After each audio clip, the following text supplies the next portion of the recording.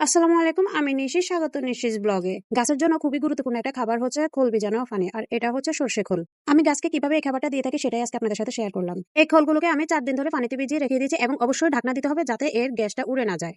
এরপরে এই ভিজানো খোলকে আমি 1:2 অনুপাতে পানিতে ভালোভাবে মিশিয়ে নিব। ভালোভাবে মেশানোর পরে আমি এগুলাকে এখন গাছের গোড়াতে দিয়ে দিব। দেওয়ার আগে একটা কথা ভালো করে মনে রাখবেন যে গাছের গোড়া যদি একেবারে বেশি শুকনো থাকে তাহলে হালকা একটু পানি দিয়ে আগে ভিজিয়ে নেবেন। এই খোল ভেজানো পানির মতো দ্বিতীয় কোনো উপকারী খাদ্য গাছের জন্য আছে কিনা আমি জানি না, কারণ এই খোল ভেজানো পানিতে আছে nitrogen, potash, phosphorus, vitamin, calcium, এই ধরনের আরো নানা গুণাগুণ রয়েছে এই খোল ভেজানো পানিতে, যা গাছের জন্য খুবই ভালো।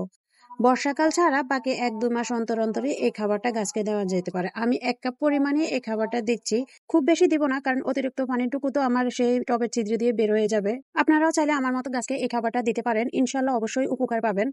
আমার ভিডিওটা ভালো লাগলে প্লিজ লাইক, কমেন্ট, শেয়ার করে দিবেন আর চ্যানেলটা সাবস্ক্রাইব করে দিবেন।